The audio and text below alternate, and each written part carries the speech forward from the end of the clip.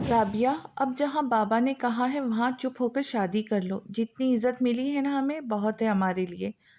अगर तुमने कोई शोर डाला तो तुम्हारे लिए अच्छा नहीं होगा।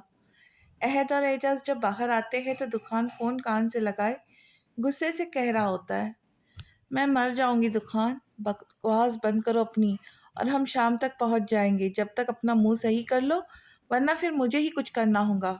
वो कहता जल्दी से फोन काट देता है। रोहान ने शादी कर ली है, राबिया बता रही थी, फेसबुक पर देखा था उसने। दुकान अहद को बताता है, जिस पर वो बस खामोशी से गाड़ी में आके बैठ जाता है। दुकान गाड़ी में बैठने से पहले एक नज़र पीछे देखता है, जहाँ दरवाजे पर सोहा खड़ी उसे ही देख रही होती है। वो उसे देखकर कोई रिस्पॉन्स नहीं देता और गाड़ी में बैठ जाता है।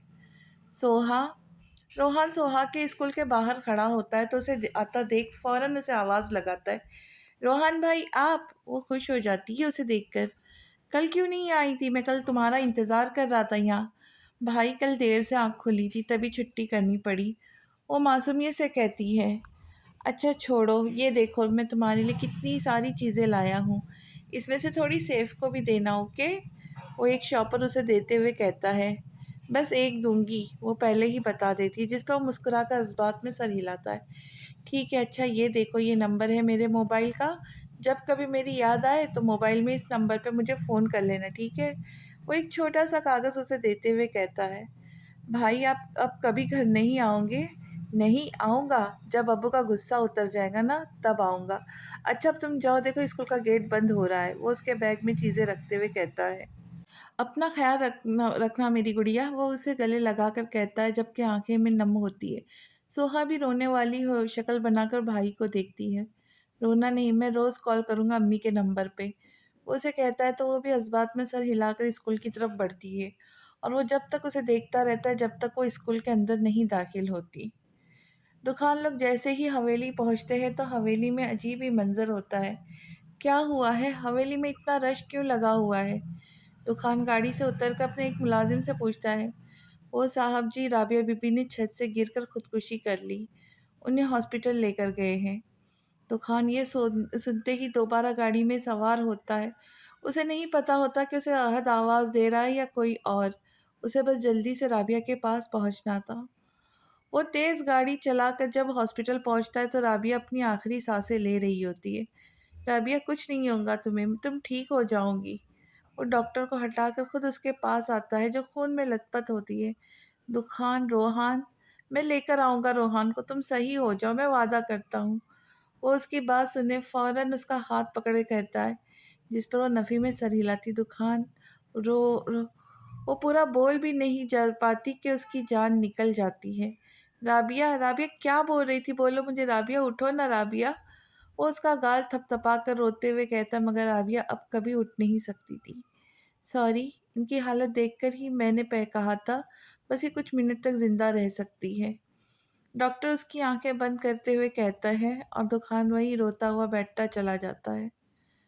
दुकान चले, अहद दुकान के पास आकर कहता है, जो राबिया की कब्र के पास न जाने कब से खड़ा होता है, मैं रोहान को बर्बाद कर दूंगा। वो दांत पीस कर कहता है, दुकान ये अल्लाह की मर्जी थी। अहद उसे समझाता है, जिस पर तंजिया हंसता है, रोहान की मौत भी अल्लाह की मर्जी होगी। मुझे लगता है उसकी मौत मेरे हाथ में लिखी है। दुकान जो हो गया सो हो गया। अब अहद की बात मुकम्मल भी नहीं होती कि दुकान वहाँ से चला जाता और अहद बस खामोशी से उसके पीछे जाता है। क्या हुआ रोहान? पैसों का इंतज़ाम हुआ? आसिया, जो अभी अभी ही हॉस्पिटल आई होती है, आते ही रोहान से पूछती है, जो सोहा के साथ बेंच पर बैठा होता है। नहीं अम्मी, कोई भी इतनी बड़ी रकम देने के लिए तैयार नहीं है, सबने ही मना कर दिया है। वो एक गहरी सांस लेकर मायूसी से कहता है, उसके जितने भी जानने वाले थे वो सबसे पता कर चुका था, मगर कोई भी पैसे देने के लिए राजी नहीं हुआ। अब क्या होगा? कैसे करवाएंगे तुम्हारे अब्बू का इलाज? आसिया उसके बराबर में बैठकर रोने लग जाती है। अम्मी आप क्यों रो रही है? इस तरह तो आपकी तबीयत खराब होगी, इंशाल्लाह हो जाएगा पैसों का इंतजाम। सोहा अपनी माँ के पास आकर उन्हें दिलासा देती है तो रोहान भी उन्हें चुप कराता है। प्लीज़ अम्मी आप रोए मत, मैं दुकान बेच दूंगा अगर पैसों का। नहीं रोहान, तुम्हारे अब्बू ने पहले ही मना कर दिया कि दुकान मत बेचना, एक वही जरिया है हमारा। आसिया उसकी बात काट कर बोलती है, फिर कुछ याद आने पर सोहा की तरफ मुड़ती है। सोहा, तुम अपने बॉस से बात क्यों नहीं करती? वो भी तो लोगों की मदद करते हैं। इनसे बोल के देखो, शायद हमारी भी मदद कर दे। हाँ सोहा, तुम बात करो, मैं उनके पैसे लौटा दूंगा आहिस्ता आहिस्ता। रोहान को भी आसिया की बात दुरुस्त लगती है। मगर अम्मी, मुझे नहीं अच्छा लगेगा उनसे पैसे मांगना। सोहा की पहले ही उससे काफ़ी बार बेइज्जत हो चुकी है। अगर पैसे मांगे और नहीं दिए फिर और शर्मिंदगी होंगी। सोहा, तुम्हारा बाप बीमार है, तुम बात तो करके देखो उनसे। मुझे यकीन है वो मना नहीं करेंगे। आसिया को उसकी बात पर गुस्सा आता है तो मजबूरन सोहा को भी हामी भरनी पड़ती है। अच्छा ठीक है, मैं बॉस से नहीं मैनेजर साहब से बात करूँगी। वो बॉस के साथ ही होते हैं, वो बता देंगे मुझे कि क्या वो इतने पैसे दे सकते हैं या नहीं। उसे यही सही लगता है।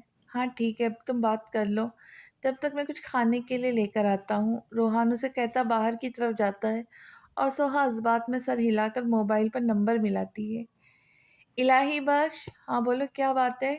इलाही बख्श, जो लॉन में पौधों को पानी दे रहा होता है, चौकीदार के बुलाने पर कहता है, यार ये साहब को क्या हुआ? इतने गुस्से में क्यों हैं? कोई बात हुई है क्या? मुझे खुद नहीं पता क्या हुआ है। न जाने अस्पताल में ऐसा क्या देख लिया था जो पहले जैसे हो गए। वो पानी का नल बंद करते हुए कहता है, क्या मतलब पहले जैसे हो गए? मैंने तो हमेशा उन्हें नरम मिजाज ही देखा है। वो नासमझी से पूछता है तो इलाही बख्श भी एक गहरी सांस लेकर उसे मुखातिब होता है, तुम्हें बस 1 साल हुआ है इधर नौकरी करते हुए, मैं तो यहाँ न जाने कितने सालों से नौकरी कर रहा हूँ। खैर अब तुम भी मिल लोगे पुराने दुकान से। वो हंसते हुए उसके कंधे पर हाथ रख के कहता है, मतलब कैसे थे साहब? बचपन से लेकर 20 साल तक तो ऐसे ही थे जैसे तुमने देखा है।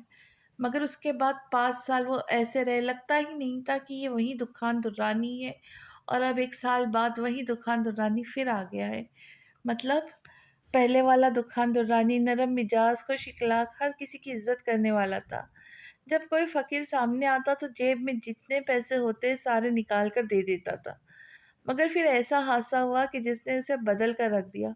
और फिर ऐसा दुकान सामने आया जिसका कोई तस्वुर भी नहीं कर सकता था। हर वक्त गुस्से में रहने वाला, चिड़चिड़ा सा, बदतमीज। जब कोई गलती करता तो ये नहीं देखता था कि सामने वाला बड़ा है या छोटा।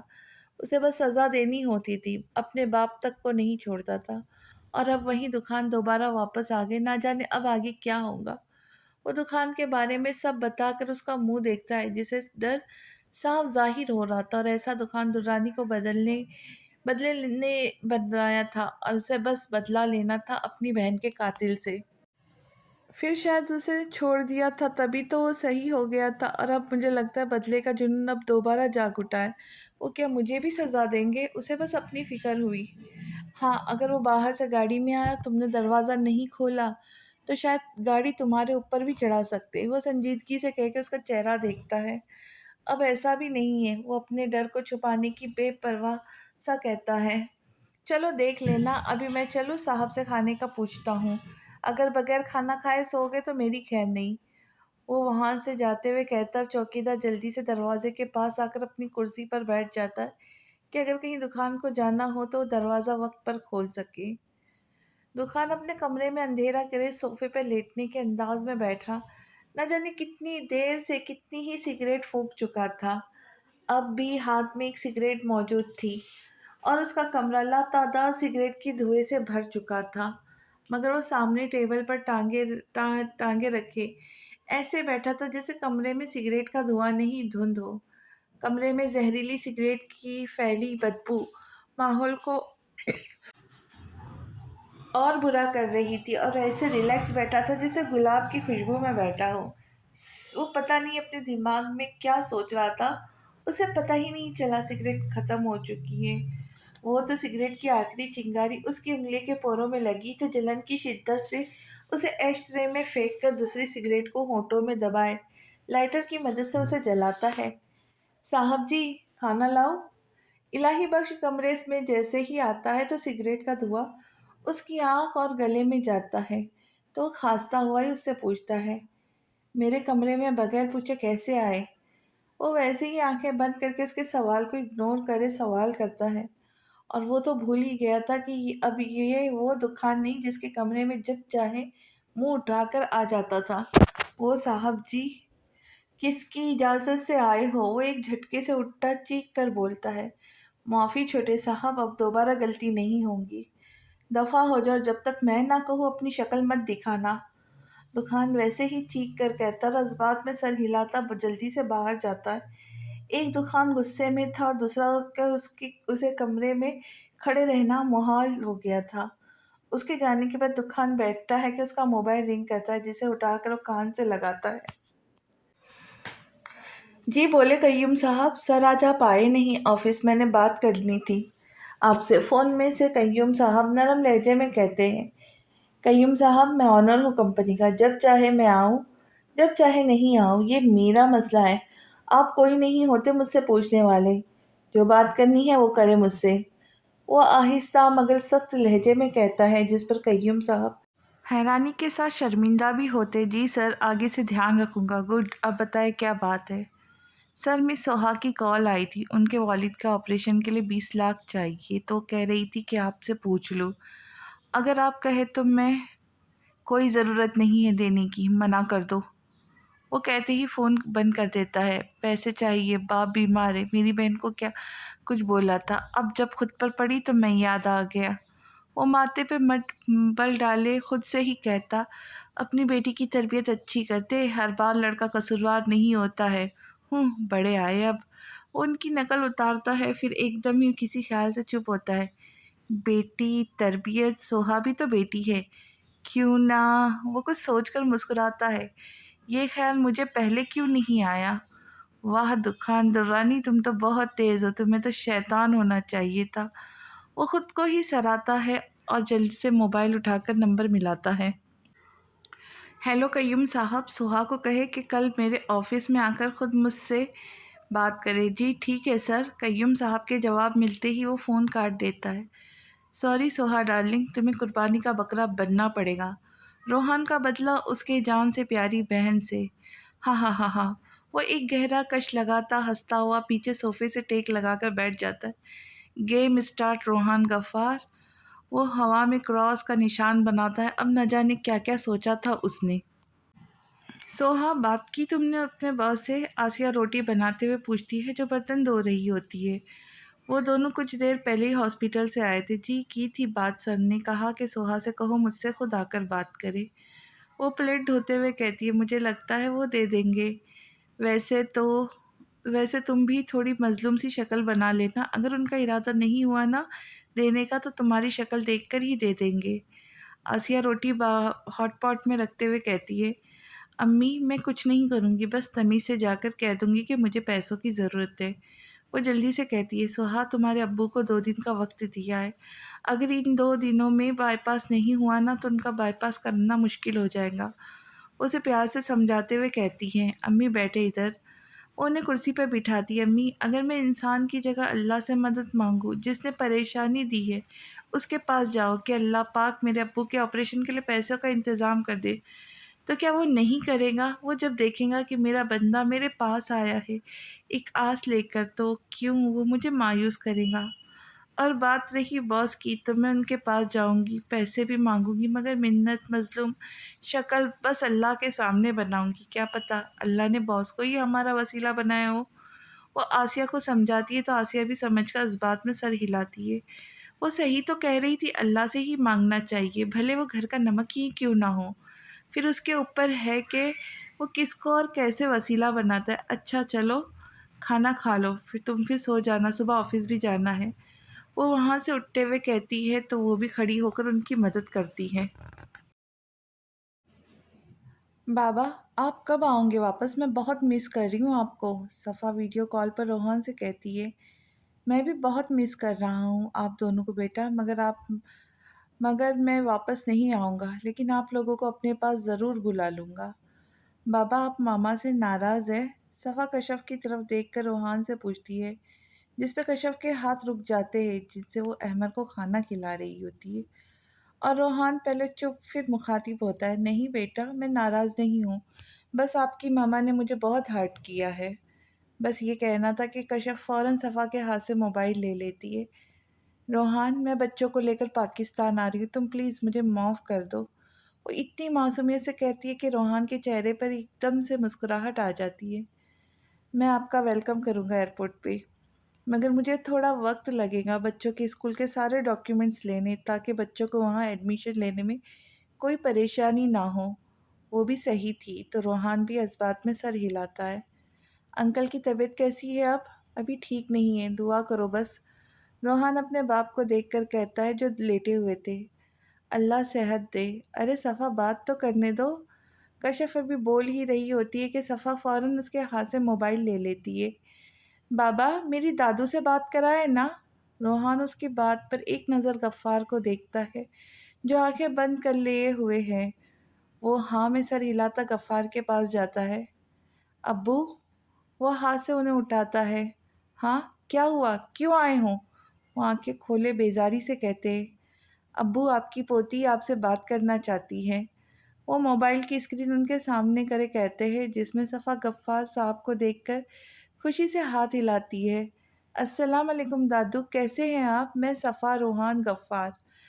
ये पूरा नाम उसे कशफ ने ही लेना सिखाया था। जब भी वो किसी को अपना नाम बताती, यही बताती। गफ्फार सफ़ा को देख उठ कर बैठते हैं और मुस्कुराते हुए उसके हाथ से मोबाइल लेते हैं। वालेकुम अस्सलाम। मैं ठीक हूँ, आप कैसी हो मेरी गुड़िया? गफ्फार साहब को ऐसा बोलता देख रोहान दिल से खुश होता है, उसे थोड़ा सुकून होता है। दादू, आपकी तबीयत कैसी है? मैं ठीक हूँ, आप दादू के पास आऊँगी तो दादू और ठीक हो जाएँगे। जी दादू, हम आएँगे। दादू, ये अहमद से बात करें, ये मुझसे मोबाइल छीन रहा है। वो अहमद को गुस्से से घूरती हुई उसे मोबाइल देती है। दादू, आप कैसे हो? आप ठीक हो? दादू, आप कैसे हो? आप ठीक हो? वो भी अपनी बहन की तरह पूछता है। तो गफ्फार साहब खुशी से रोहान को देखते हैं। ये तो बिल्कुल तुम्हारी तरह है, तुम्हारी तरह ही बातें कर रहा है। उन्हें अभी कुछ याद नहीं होता कि वो रोहान से नाराज़ है।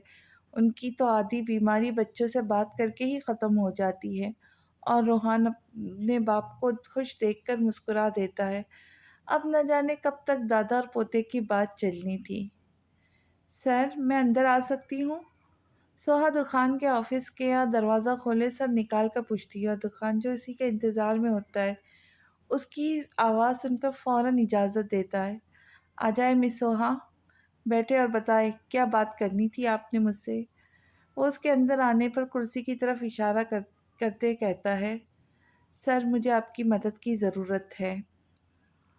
मेरी मदद? मैं कैसे आपकी मदद कर सकता हूँ?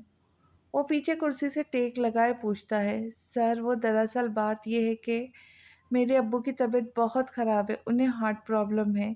तो डॉक्टर ने कहा है कि उनका बाईपास करना होगा, जिसके लिए 20 लाख की ज़रूरत है। मगर सर, हमारे पास इतने पैसे नहीं हैं कि हम उनका इलाज करवा सकें। इसलिए मैं आपके पास आई हूँ कि आप मेरी मदद कर दें। मैं आपके पैसे बहुत जल्द वापस कर दूँगी। वो उम्मीद भरी नज़रों से देखकर बोलती है, जो बड़े गौर से उसकी बात सुन रहा होता है। अपनी बेटी की तरबियत अच्छी करते, हर बार लड़का कसूरवार नहीं होता। उसकी बात सुनने के बाद हर बार की तरह उसके कानों में वही ज़हरीला जुमला गूंजता है, जिसे वो मुट्ठी बंद करे अपना गुस्सा ज़ब्त करता है। ठीक है, मैं आपकी मदद करने के लिए तैयार हूँ, मगर वो कुर्सी से उठकर उसके सामने आकर कहता है, अल्फाज अधूरे ही छोड़ देता है। मगर क्या सर? वो जो उसकी बात पर खुश हो गई थी, लफ्ज़ मगर को सुनकर नासमझी से खड़ी होकर पूछती है, मगर ये कि मैं तुम्हारी मदद कर दूँगा, बदले में तुम्हें भी मेरे लिए कुछ करना होगा। वो उसका ऊपर से नीचे सर तक जायज़ा लेते हुए ख़बासत से कहता है। सोहा इसकी बात और नज़र का मफ़हूम समझ के गुस्से में आ जाती है। आपकी हिम्मत कैसी हुई मुझसे ऐसी घटिया बात करने की? आपको शर्म आनी चाहिए, किसी मजबूर लड़की का फ़ायदा उठाते हुए। वो गुस्से में आपे से बाहर हो जाती है। बस कमी थी तो एक थप्पड़ मारने की। इसमें शर्म सी की कौन-सी बात है? मैं आपकी मदद कर रहा हूँ तो उसके लिए आपको भी मेरी आप जिसकी भी मदद करते हैं उनके साथ भी ऐसा ही करते हैं? वो उसकी बात काटे सख्त लहजे में कहती है, अरे नहीं, नहीं, बस आपसे ही आप है भी तो इतनी खूबसूरत, तो बंदा क्या करे? 1 मिनट, आप कहीं मेरी बात का गलत मतलब तो नहीं ले रही है? उसे देखकर पूछता है। आपकी बात से ही अंदाज़ा हो रहा है कि आप क्या कहना चाह रहे। वो अब भी गुस्से में ही कहती, "अरे वो नहीं कह रहा जो आप समझ रही है। मैं तो आपसे निकाह करना चाहता हूँ।" वो टेबल से अपनी कमर लगाकर सीने पे हाथ बाँधे कहता है, "अच्छा, जब ऐसी बात नहीं बनी तो आप इस पाक रिश्ते का सहारा ले रहे। अरे आपको तो शर्म, बंद करो अपनी बकवास। तुमने सोच भी कैसे लिया कि मैं ऐसी घटिया हरकत करूँगा? तुमने अपने भा" वो उसकी बात काटे गुस्से में उसके करीब होकर कहता बात अधूरी छोड़ देता है। और सोहा उसके गुस्से से कहने पर 2 कदम पीछे होती हुई वो नाज़ुक सी लड़की उस बुलडोज़र के सामने बोलती ही बंद हो जाती है। "बोलो निकाह करूँगी मुझसे? ये निकाह बस कागज़ी होगा। मैं तुमसे कोई मुतालबा नहीं करूँगा।" उसे यूँ डरता देख थोड़ा नरम लहजे में कहता है तो सोहा भी थोड़ा सँभल कर दोबारा अपने माथे पे बल ले आती है ताकि उसे कमज़ोर ना समझे। "मगर आप मुझसे निकाह क्यों करना चाहते हैं? जैसे तुम्हारी मजबूरी है वैसे मेरी भी मजबूरी है।" वो फिर से अपनी कमर पीछे टेबल से लगाए कंधे उचकाए कहता है, "आप तो किसी को भी खरीद कर उससे निकाह कर सकते, फिर मैं ही क्यों?"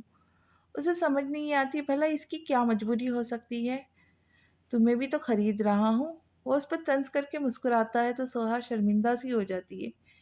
"मैं तुम्हें 6 महीने बाद छोड़ूँगा। ये रिश्ता कागज़ी होगा और आर्ज़ी भी। किसी को पता नहीं चलेगा कि तुमने मुझसे निकाह किया है। ये बात मेरे और तुम्हारे बीच रहेगी।"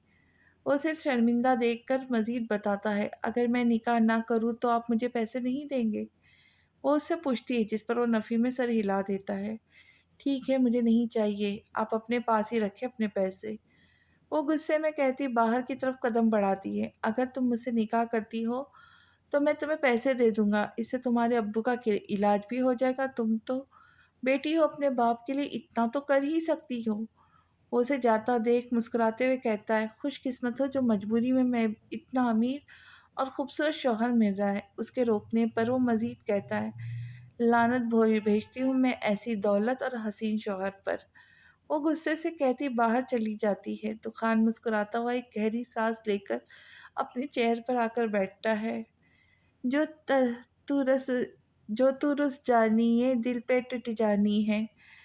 अरे नहीं, ये गाना सूट नहीं कर रहा है। वो कौन-सा गाना था यार? वो गाना गा के बीच में ही छोड़कर दूसरा गाना सोचता है, हाँ, ये वाला। ठुकरा के मेरा प्यार मेरा इंतकाम देखेंगी। वो हँसता हुआ कुर्सी के झूले देते हुए गुनगुनाता है, "अब तुम्हें अपनी बदतमीज़ी का भी हिसाब देना होगा सोहा गफ्फार।" वो चेहरे पे सख्ती लाकर कहता फिर मुस्कुरा देता है, "गेम स्टार्ट डियर सोहा।" "कौन है? आ रही हूँ, सब्र करो।" आसिया जो सहन में बैठी सब्ज़ी काट रही होती, दरवाज़ा बजने पर सब्ज़ी छोड़े उठते हुए कहती है, "सोहा इतनी जल्दी आ गई तुम?"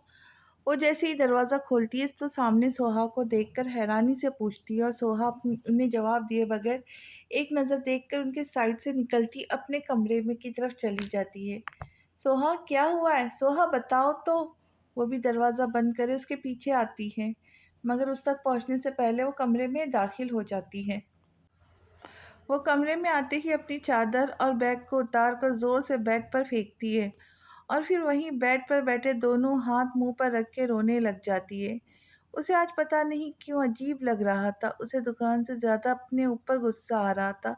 वो क्यों गई वहाँ? ना वो जाती और ना ही वो कोई ऐसी बात करता। "सोहा बेटा कोई बात है? बताओ तो।" "सोहा मेरा दिल बैठा जा रहा है, कुछ तो बोलो।" सोहा को मुसलसल आसिया की आवाज़ आती है मगर उसकी हिम्मत नहीं होती कि उनके सामना करे। उसे खुद से भी शर्म आती है कि दुखान दुर्रानी उसके बारे में ऐसी घटिया सोच रखता है। वॉशरूम में जाती है, वहाँ जाकर बेसिन के सामने खड़ी होकर अपने आप को शीशे में गौर से देखती है। गोरी साफ शफ़ाफ़ रंगत जिस पर एक धब्बा भी नहीं। मुड़ी हुई पलकें, गुलाबी पंखुड़ी जैसे खूबसूरत होठ, ब्राउन बड़ी आँखें, काले लंबे बाल। वो थी तो भी तो इतनी खूबसूरत जो एक बार देखे देखता रह जाए। आप जिसकी भी मदद करते उनके साथ भी ऐसा करते? अरे नहीं, नहीं, बस आपसे ही, आप है भी तो इतनी खूबसूरत, तो बंदा क्या करे? उसके कान में दुखान के अल्फाज़ गूंजते जिस पर वो गुस्से में नल खोले अपने मुँह पर पानी के छींटे मारती है।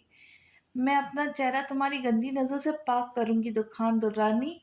वो अपना चेहरा साबुन से मलते हुए कहती है, न जाने कितनी बार मुँह धोती है। उसे देख के ऐसा लग रहा था जैसे वो अपने चेहरे से कोई गंदी चीज़ साफ कर रही हो और वो गंदी चीज़ दुखान की नज़रें थी। उसे अब भी अपने चेहरे पर उसकी नज़रें महसूस हो रही थी जिस पे वो मुसलसल पानी बहा रही थी। अम्मी क्या हुआ है? आप यहाँ क्यों खड़ी हैं? रोहान जो अभी भी बाहर से आता है तो आसिया को सोहा के कमरे के बाहर टहलता हुआ देख उनके पास आकर पूछता है, रोहान अच्छा हुआ तुम आ गए। पता नहीं सोहा को क्या हुआ, दरवाज़ा ही नहीं खो रही। ऑफिस से आते ही अपने कमरे में चली गई। उसकी आंखें बता रही थी कि वो रोई है। आसिया रोहान को परेशानी से कहती है, अच्छा रुके मैं बात करता हूँ उससे, आप परेशान ना हो। आसिया को दिलासा देकर सोहा के कमरे का दरवाज़ा खटखटाता है। सोहा, सोहा दरवाज़ा खोलो, क्या हुआ है? सोहा।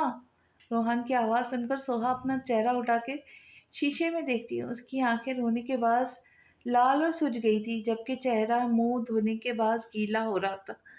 वो जल्दी से अपना मुंह दुपट्टे से साफ करती बाहर आती है। सोहा बेटा दरवाज़ा खोलो। वो बोलता ही है कि सोहा दरवाज़ा खोल देती है तो आसिया भी उसके सामने आती है। सोहा क्या हुआ है, तुम रोई हो?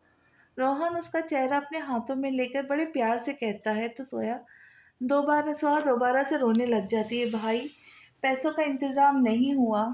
वो नजरें नीचे करे कहती है, तो इसमें रोने वाली कौन सी बात है? हो जाएगा पैसों का इंतजाम भी। तुम रो तो मत। देखो, ऐसा करेंगी तो अम्मी की भी तबीयत खराब होगी। तुम चाहती हो कि अम्मी भी बीमार हो जाए? वो उसे प्यार से समझाता है, जिस पे सोहा मासूमियत से नफरत में सर हिलाती है। तो बस फिर रोना बंद करो और तैयार हो जाओ, अब्बू बुला रहे तुम्हें। वो उसके आंसू साफ करता है तो सोहा भी इस बात में सर हिलाती है। गुड, जब तक तुम तैयार हो तब तक मैं भी कपड़े तब्दील कर लेता हूँ।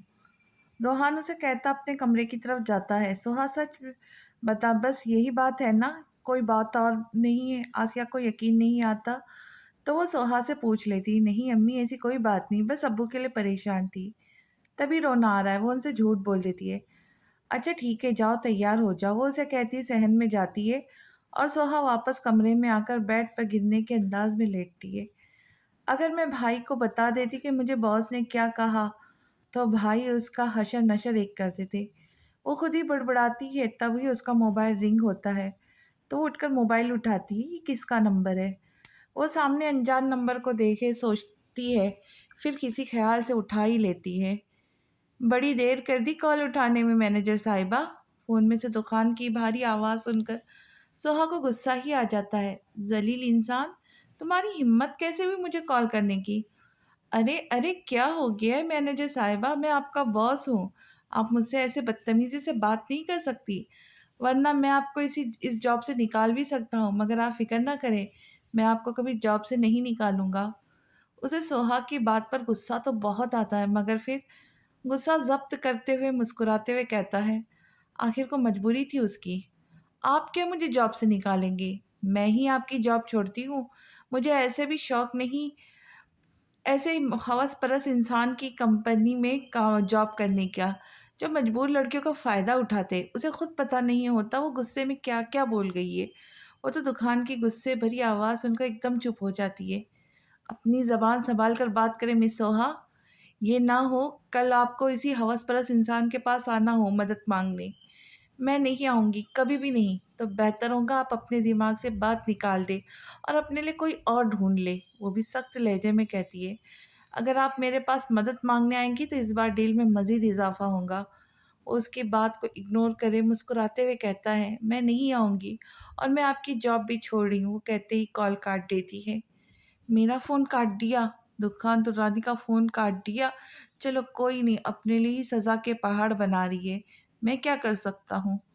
वो मोबाइल को अपने हाथ में घुमाते हुए पीछे कुर्सी से टेक लगाता कंधे उचकाकर बोलता है, चलो अब मुझे ही कुछ करना होगा। वो कुछ सोचकर पीछे है हैंग हैंग कर अपना कोट उठाकर बाहर की तरफ जाता है। पता नहीं वो क्या करने वाला था अब। सोहा, तुम्हें पता है हारून के बच्चे बिल्कुल रोहान पर है। अहमर वो तो इतनी प्यारी-प्यारी बातें करता है, दिल चाहता है बस उसकी बातें सुनता रहूँ। गुफ़ार हँसते हुए सोहा को बताते, तो सोहा के साथ वहाँ मौजूद सबके चेहरे मुस्कुरा जाते हैं।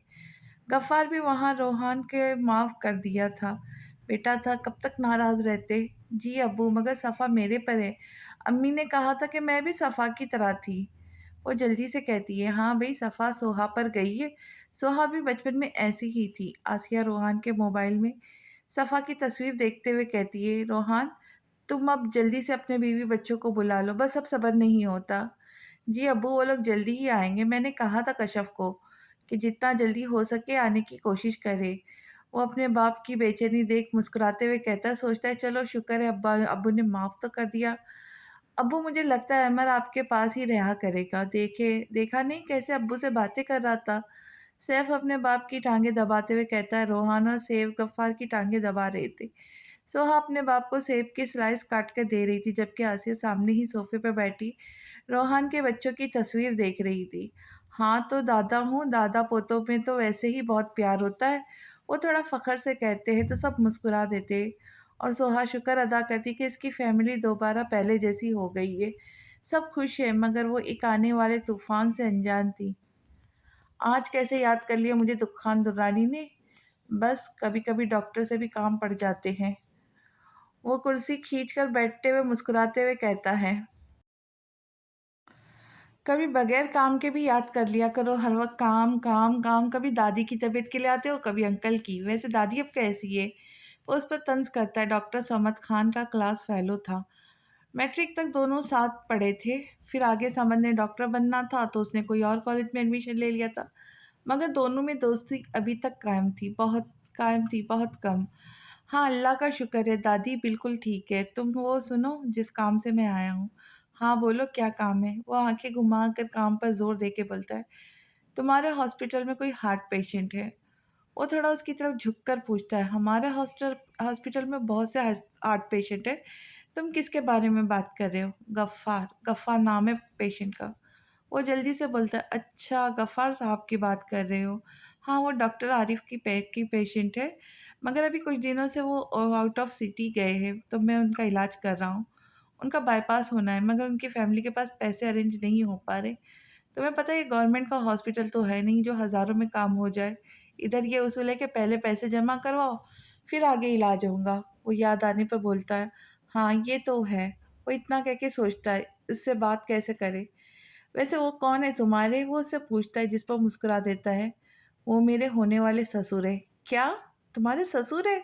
तो पहले क्यों नहीं बताया? मैं नहीं, नहीं ज़रूरत नहीं कुछ करने की। तुम बस मेरा एक काम कर दो। वो नफ़ी करके अपने मतलब की बात करता है, तो समद भी सर हिलाता है। हाँ, कहो क्या बात है? मेरे बस में हुआ तो ज़रूर करूँगा। वो दरअसल गफ़्फ़ार साहब का जो बेटा है ना, वो नहीं चाहता कि वो ठीक हो। अगर इनकी डेथ हो गई तो सारी जायदाद उसके नाम होंगी, तभी वो उनके इलाज के पैसे नहीं दे रहा। जबकि उसके पास है पैसे। दुखान इतनी सफाई से झूठ बोलता है कि कोई कह ही नहीं सकता कि ये झूठ बोल रहा है। उफ़! कैसा बेटा है, जायदाद के लिए बाप को मार रहा है, हद है वैसे। समद को रोहान पर गुस्सा आता है। उसने कहा ही ऐसे था कि बंदे को गुस्सा ही आ जाए। अब तुमने मेरा ये काम करना है कि तुम्हें उन्हें जाकर कहना है कि कल तक पैसों का इंतज़ाम करो, वरना आपके अब्बू को कुछ भी हो सकता है। पर ऐसा करने से क्या होगा? उसे समझ नहीं आती वो कहना क्या चाह रहा है। ऐसा करने से उनकी बेटी यानी मेरी होने वाली बीवी मेरे पास आएगी पैसे लेने तो। अच्छा, अच्छा दुकान मैं समझ गया हूँ, तुम क्या कहना चाह रहे हो। वो दुकान की बात काटकर मुस्कुराते हुए कहता है जिस पर दुकान भी मुस्कुरा देता है। अच्छा फिर बताओ क्या समझ गए हो? वह ऐब्रो उठा के पूछता है जिस पर समद भी मुस्कुराकर बोलता है, तुम उस लड़की को पसंद करते हो, तुम चाहते हो कि वो तुमसे पैसे माँगने आए और तुम उसकी मदद करके उसके दिल में अपने लिए जगह बना लो, राइट? उसने किसी हद तक अंदाज़ा सही लगाया था, दुकान ने भी उसको इसी के अंदाज़ में रहने दिया। वाह! क्या अंदाज़ा लगाया है, अब तुम मेरा काम कर देना। हाँ, कर दूँगा बल्कि अभी ही जाकर उनकी जो मशीन लगी है, तो दिल की धड़कन तेज़ कर देता हूँ, वो भी इसी का दोस्त था। हाँ, जो करना है करो बस वो मेरे पास आनी चाहिए। वो खड़ा होकर अपना कोट दुरुस्त करता, पैंट की जेब में हाथ डालता है। अगर तुम कहो तो मैं इसे कह भी देता हूँ। नहीं, तुम कुछ नहीं कहना, वो खुद ही आ जाएँगी। वो सन्नफ़ी में सर हिलाता कहता है, चलो ठीक है, अच्छा उनका बेटा भी सही है ना? वो बोलकर उसे देखता है जिस पर वो हँसता हुआ इस बात में सर हिलाता है। मुझे पहले ही लगा था क्योंकि वो ऐसा लगा ही नहीं। मुझे वो तो बहुत खिदमत कर रहा था अपने बाप की। अच्छा छोड़ो अब मैं चलता हूँ। तुम यहाँ से मेरा काम कर देना। वो कहकर अपना मोबाइल टेबल से उठाता बाहर की तरफ जाता है और समझ उसके जाते ही मुस्कुराता हुआ उसकी शान में फ़िकरा बोलता है। तो खान दुर्रानी जैसा शैतान कभी पैदा ही नहीं हुआ। ये बंदा वो कुछ करता है जिसकी खबर अगले बंदे के फरिश्तों को भी नहीं होती। न जाने ये बंदा क्या चीज़ है। सोहा, तुम चलो मैं आता हूँ। रोहान सोहा को बाहर जाने का कह के गफ्फार के कमरे में जाता है और सोहा इस बात में सर हिलाती हुई हॉस्पिटल की सीढ़ियों की तरफ जाती है। वो सीढ़ियों की तरफ आती ही है कि उसे सीढ़ियों पर दुखान खड़ा नज़र आता है, जो उसकी तरफ पीट करके खड़ा फ़ोन कान से लगाए किसी से बात कर रहा होता है। वो पहले हैरानी, फिर उसकी पुश्त को नफ़रत से देखकर सीढ़ियाँ उतरती है। हाँ, बस डील फाइनल। वो बात करते हुए जैसे ही मुड़ता है, तो सामने सोहा को सीढ़ियों से उतरता देख उसके चेहरे पे मुस्कुराहट आ जाती है। वो जल्दी से कॉल कट करके उसके सामने हाथ करे उसका रास्ता रोक के खड़ा हो जाता है, जिस पर सोहा पहले उसका हाथ फिर उसे उसे कहर भरी नज़रों से देखती है। ज़हे नसीब, आपका गुस्सा, उफ़! वो मुस्कुराते हुए आँखें बंद करके कहता है, रास्ता छोड़े मेरा। उसे इसकी हरकत पर बहुत गुस्सा आता है, तो वो सख्त लहजे में कहती है, अगर ना छोड़ूँ तो? वो उसके करीब होकर उसकी आँखों में देख के पूछता है, जिस पर सोहा 2 सीढ़ियाँ ऊपर होती है। पर पीछे हटे वरना मैं शोर मचा दूँगी। वो उसकी नज़रों से घबराते हुए कहती है, मचा दो, मुझे क्या? वो पैंट की जेबों में हाथ डाले एक स सीढ़ी ऊपर चढ़कर कंधे उचकाता है, जिस पर सोहा घबरा कर एक सीढ़ी और ऊपर होती है। देखिए, मेरा रास्ता छोड़ दे वरना अच्छा नहीं होगा। वो उँगली उठाकर उसे वार्न करती है। वरना क्या करोगी तुम? वो मुस्कुराता हुआ एक सीढ़ी और ऊपर चढ़ता है, जिस पर सोहा का सबर जवाब दे देता है और चटाक! सोहा खुद पर कंट्रोल नहीं कर पाती और ज़ोर से उसके दाएँ गाल पर थप्पड़ मार देती है। थप्पड़ इतने ज़ोर का था कि दुकान का मुँह ही दूसरी तरफ झुक जाता है। वो अपने गाल पर हाथ रख के हैरानी और बेयकीनी से आँखें फाड़े सोहा को देखता है। उसे कहाँ तवक्का थी सोहा से उसे थप्पड़ की। और सोहा बेचारी हैरानी से मुँह खोले अपना हाथ देखती है कि इसमें इतनी हिम्मत कहाँ से आ गई। मम्मा, मैंने कहा था मुझे तंग मत करे, वरना अच्छा नहीं होगा, सॉरी। वो घबराती जल्दी से कहती। उसको ऐसे ही हैरान छोड़ के उसके साइड से निकलती ही है कि वो गुस्से में उसका बाजू दबोच कर अपनी तरफ खींचता है। वो तो शुक्र था कि दोनों जहाँ खड़े थे वहाँ कोई था नहीं, वरना तो दुकान की इज्जत का जनाजा ही निकल जाता।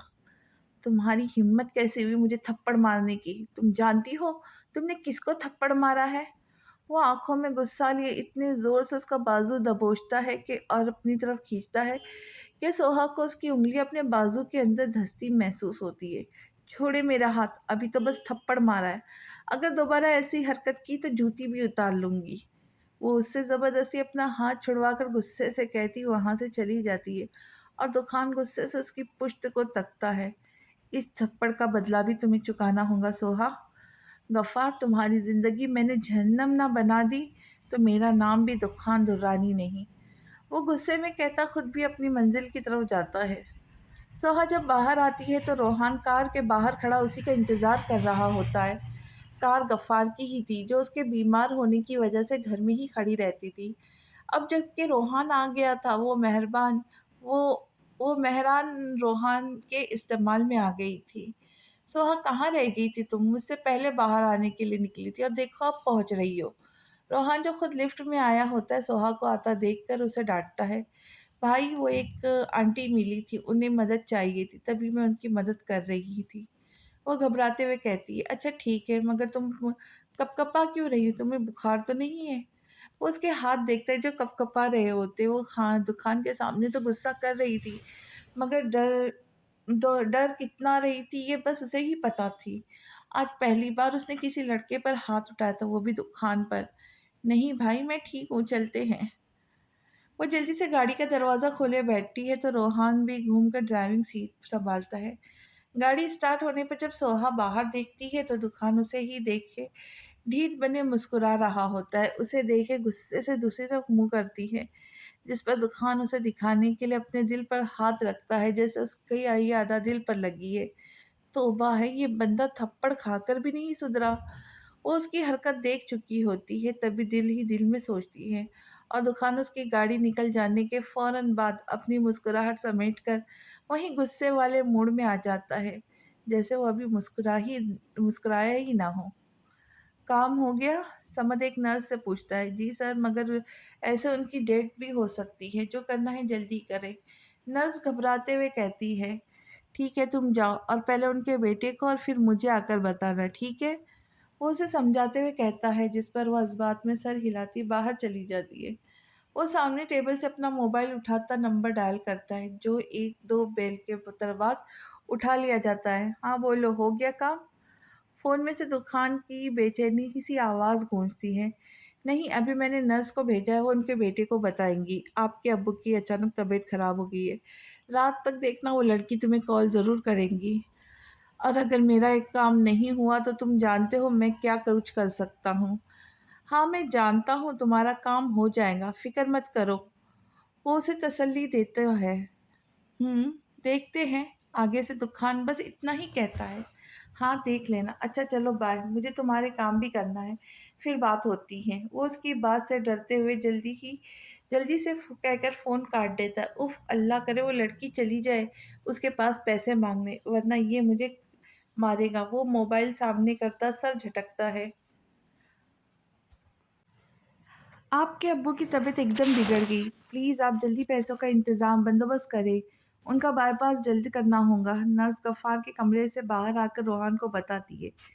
क्या हुआ है अब्बू को? अभी तक तो ठीक थे, मैं खुद देख कर आया था। वो परेशानी से खड़ा होकर कहता है, ये हार्ट पेशेंट है, तबीयत ख़राब हो जाती है। आप बस जल्दी से पैसों का इंतज़ाम करें, मैं जब तक डॉक्टर को बुलाती हूँ।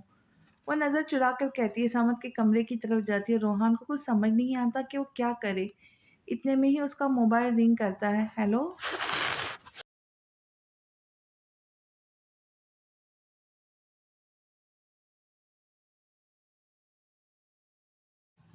भाई क्या हुआ आपकी आवाज़ को? अब्बू तो ठीक है ना? सोहा रोहान की लड़खड़ाती आवाज़ सुनकर परेशान हो जाती है। सोहा अब्बू की तबीयत अचानक ही ख़राब हो गई। ये लोग कह रहे हमें जल्द से जल्द बाईपास करना होगा, मगर इससे पहले हमें पैसे जमा करवाने होंगे।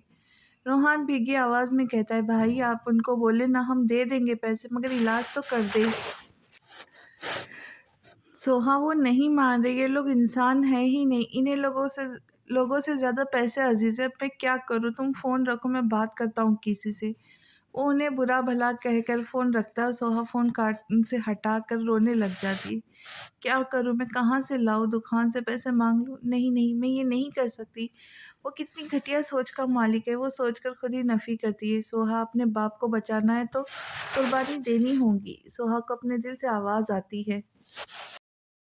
नहीं, अगर बाप को पता चला कि मैंने छुप कर निकाह किया तो वैसे ही मर जाएँगे, लेकिन वो तुम्हें 6 महीने बाद छोड़ भी देगा। तो अभी तुम्हारा बाप अज़ियत में है, उसका सोचो कल किसने देखा है।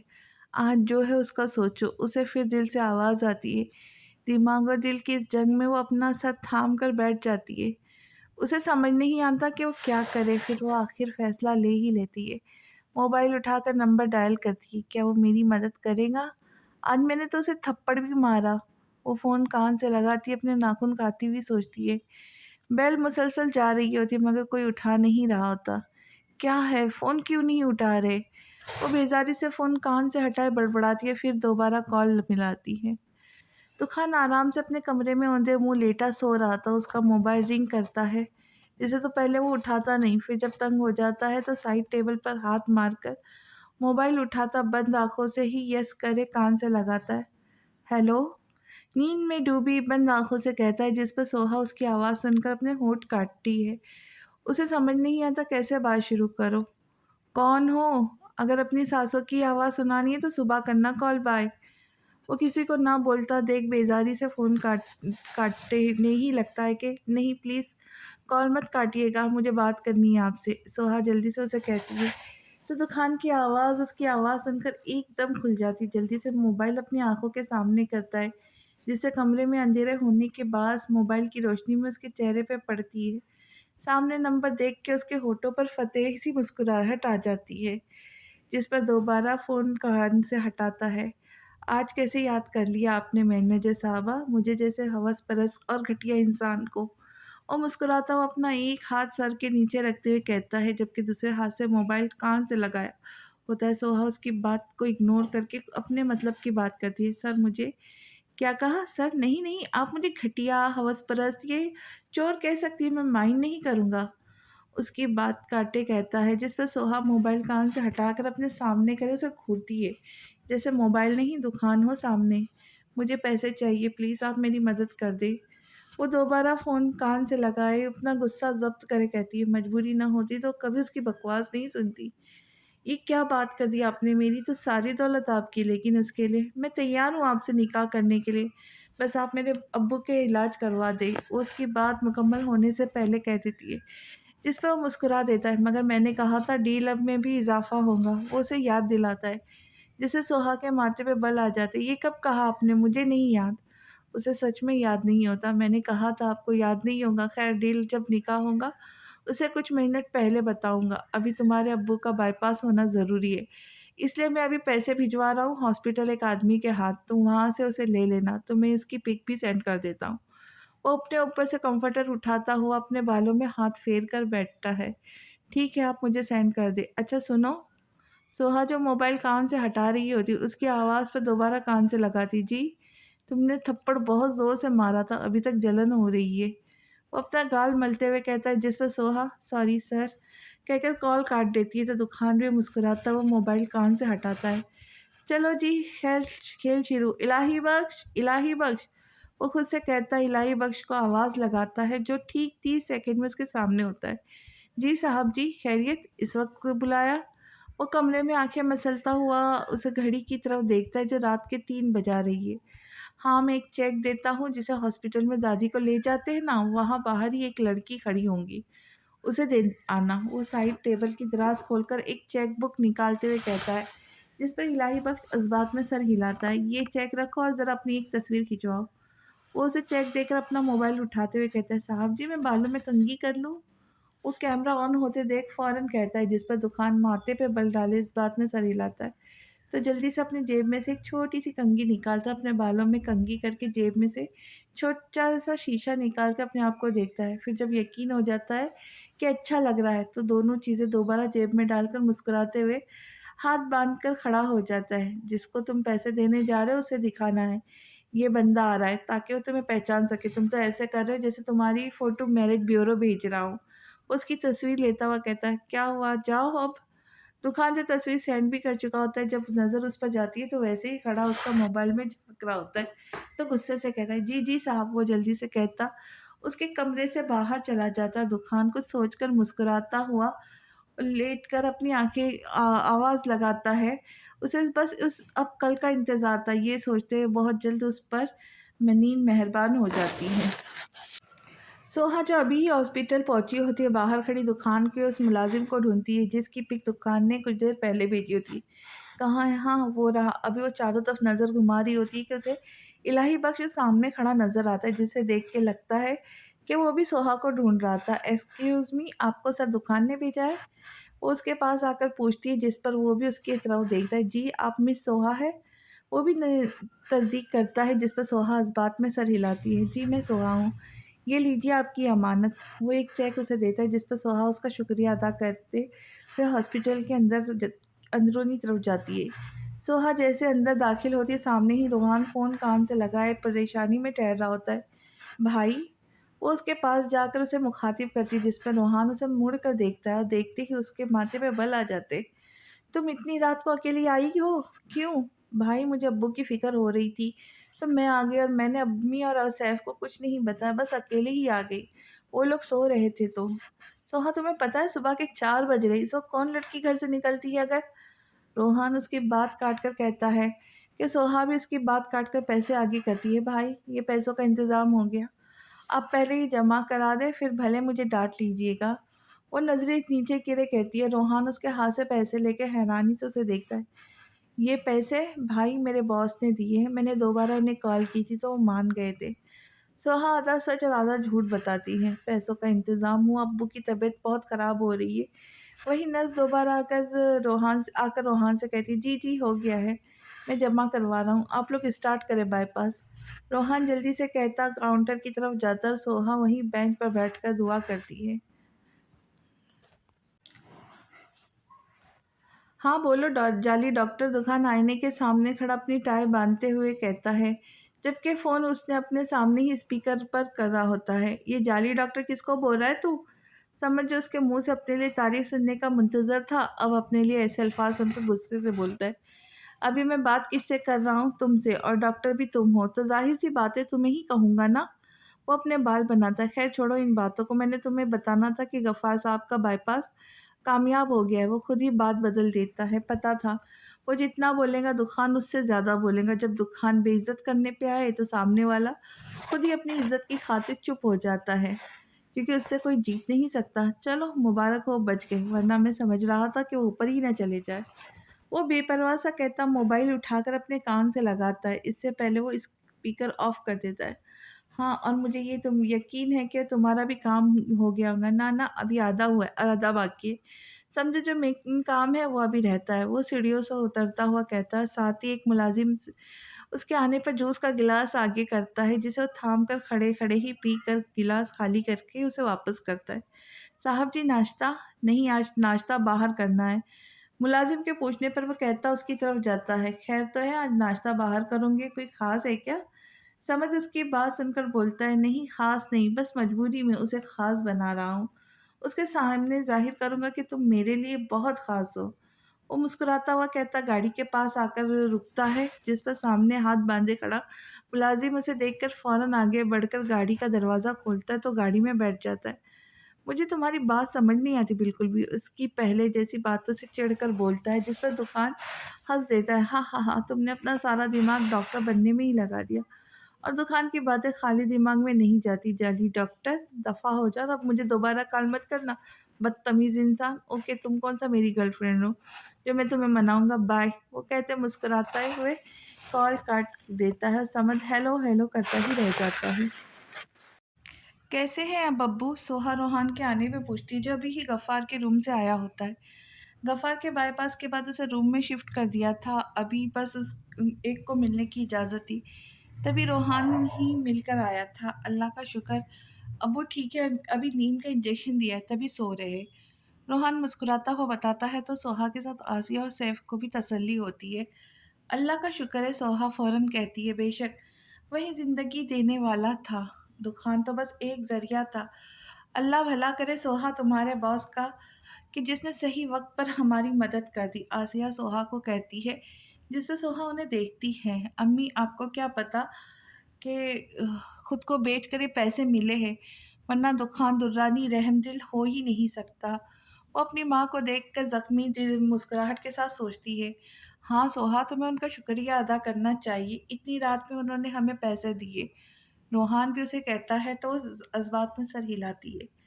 अम्मी मुझे आज ऑफ़िस जाना होगा, काम था एक, अगर आप कहो। हाँ, हाँ, जाओ तुम और सैफ को भी लेकर जाना, उसे भी कॉलेज भेज देना, तुम्हारे अब्बू के पास मैं और रोहान हैं, तुम इधर की फ़िक्र मत करना। आसिया उसे कहती है, जिस पर वो सैफ के साथ बाहर की तरफ जाती है।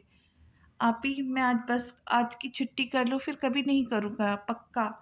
सैफ बाहर आकर सोहा सी मज़लूम सी शक्ल बनाकर कहता है, चुप होकर जल्दी से चलो वैसे तुम्हारी बहुत छुट्टियाँ हो गई है, ये ना हो तो मैं कॉलेज से ही निकाल दे। वो उसे गुस्से की नज़र से देखकर बोलती है, जिसमें सैफ बुरा-सा मुँह बनाकर उसके साथ चलता है। मुँह सही करो, रिक्शा रोको, वो उसका मुँह देख के कहती है, जिस पर वो बेज़ारी-सा मुँह बनाकर पहले उसे देखता है, फिर आगे होकर एक रिक्शा की तरफ हाथ करता है। मेरा निकाह और मेरा अपना कोई नहीं होगा, दुकान ऑफिस के ग्लास वॉल के सामने खड़ा सिगरेट होठों पे दबाए सोचता है, फिर किसी ख्याल के तहत मुस्कुराता हुआ मुड़कर टेबल से मोबाइल उठाकर एक नंबर मिला था, कान से लगाता है, बेल जाती है, 2 बेल के बाद कॉल रिसीव कर ली जाती है। आपने गलती से फैज़ मलिक को कॉल मिला दी है दुकानदार रानी। फ़ोन जैसे ही रिसीव होता है तो सामने से फैज़ की आवाज़ गूंजती है, नहीं मैंने फैज़ मलिक को ही कॉल मिलाई है। वो सिगरेट का धुआँ हवा के सुपुर्द करते हुए कहता है, कहीं मैं ख्वाब तो नहीं देख रहा, आप जनाब ने मुझे कॉल की? उसे यकीन नहीं आता, ओके बाय। उसे गुस्सा आता है, वो कहता फ़ोन रखने ही लगता है कि फैज़ रुको, रुको मैं मज़ाक कर रहा था, तुम तो सीरियस ही हो गए। फैज़ के कहने पर दुखान दोबारा मोबाइल कान से लगा लेता है। वैसे किस वजह से मुझ गरीब को याद किया आपने? उसे पता ज़रूर था कोई काम तो होगा, मैं निकाह कर रहा हूँ तो कोई मेरा अपना यहाँ मौजूद नहीं और ना ही मैं किसी को बुलाना चाह रहा हूँ। इसलिए मैंने सोचा चलो दोस्त ना सही दुश्मन को ही अपनी खुशी में शामिल कर लूँ। वो मुस्कुराते हुए कहता है, क्या? तुम निकाह कर रहे हो? कब और किससे? उसे हैरत का झटका लगता है। लड़की से कर रहा हूँ और आज तो ज़ाहिर सी बात है लड़की से ही करेगा, लड़के से तो करने से रहा है। एक लड़की मुझे पसंद आ गई तो बस निकाह कर रहा हूँ। तुम दोपहर 2 बजे तक कोर्ट पहुँच जाना। वो आधी बात बताता है, मैं पहुँच जाऊँगा, मगर ये तो बताओ लड़की है कौन? उसकी सुई अभी भी वहीं अटकी थी।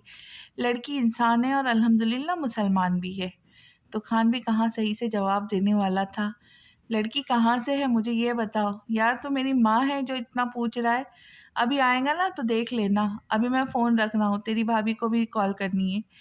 अच्छा चल सही है, बाय। फैज़ के कहते ही फ़ोन काट देता है और फिर सोहा का नंबर डायल करे फ़ोन कान से लगाता है। "अप्पी नाश्ता तो बना दे, मुझे देर हो रही है।" सोहा जो अपने बालों की चोटी बना रही थी, सैफ की आवाज़ सुनकर जल्दी से पौनी लगाकर बाहर आती है। "सब्र तो ज़रा-सा भी नहीं है। मुझे पता है मुझे भी जॉब पर जाना है, मैं भी तैयार हो रही हूँ ना।" वो सैफ को गुस्से से देखकर किचन की तरफ जाती है। "आपी मैं बोल भी रहा था आज रहने दें, मैं कल चला जाऊँगा, मगर आपको ही लगी थी कि नहीं आज ही जाओ।"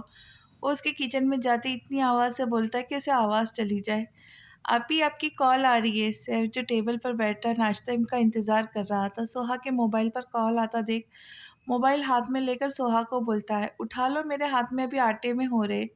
सोहा किचन से ही आवाज़ लगाती है तो सैफ भी उसकी बात सुनकर कॉल उठाकर कान से लगाता है। "हेलो कौन?" दुकान जो मुस्कुराता हुआ सोहा की आवाज़ का मुंतज़िर था। अभी किसी लड़के की आवाज़ पर मोबाइल कान से हटाकर अपने पास करता है। "ये मैंने किसको कॉल मिला दी?" वो कहता दोबारा मोबाइल कान से लगाता है। "ये मिस सोहा गफ्फार का नंबर नहीं है?" हैरानगी से पूछता है। "जी, ये सोहा गफ्फार का ही नंबर है। आप कौन हैं?" "मैं बॉस हूँ उनका। आप उन्हें मोबाइल दें, मुझे बात करनी है उनसे।" "अच्छा आप बॉस हैं, आपका बहुत-बहुत शुक्रिया, आपने हमारे अब्बू के इलाज के पैसे दिए।" वो खुशी से कहता है। दुकान उसकी बात सुनकर मुस्कुरा जाता है। "कोई बात नहीं, अब आप मेरी बात करवाएँ सोहा से, मुझे एक ज़रूरी बात करनी है।" उसे सोहा से बात करनी थी बस। "जी, मैं भी करवाता हूँ।" "अपी, अपी क्या है, देख नहीं रहा नाश्ता बना रही हूँ।" सोहा उसकी बात सुनकर गुस्से से कहता है। दुकान फ़ोन से उसकी बात सुनकर एक कश लगाता मुस्कुरा जाता है। "आप ही आपके बॉस की कॉल है, शायद कोई काम है उनको आपसे, बस ये कहना था।" सोहा जो जो पराठा बेल रही थी, फ़ौरन छोड़ते हुए उसके हाथ से मोबाइल लेती है, एक हाथ तक अपने हाथ तक साफ नहीं करती। "अस्सलाम वालेकुम सर।"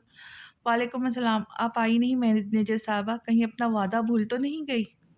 वो सिगरेट को एश ट्रे में मसल कर पूछता है। "नहीं सर, मुझे याद है, मैं बस आने ही वाली थी कि आपका फ़ोन आ गया।" वो चाय का चूल्हा बंद करके कहती हैं। "मगर आप तो नाश्ता बना रही थी मेरे ख़्याल से।" वो एक और सिगरेट को अपने होठों से लगाकर लाइटर की मदद से जलाता हुआ कहता है। "जी सर, वो बस ये बना कर आ रही हूँ।" उसे समझ नहीं आती कि क्या कहे। "अच्छा चले, फिर मेरे ऑफ़िस में आ जाइएगा, मैं आपका वेट कर रहा हूँ।" "जी सर।" वो कहकर फ़ोन बंद कर देती है और मोबाइल सामने करे बस देखती है। क्या मैं आज सोहा गफ़्फ़ार से सोहा खान हो जाऊँगी? क्या शर्तें होंगी उनकी? वहीं सोच रही होती है कि सैफ की आवाज़ से ख़यालों से बाहर आती है।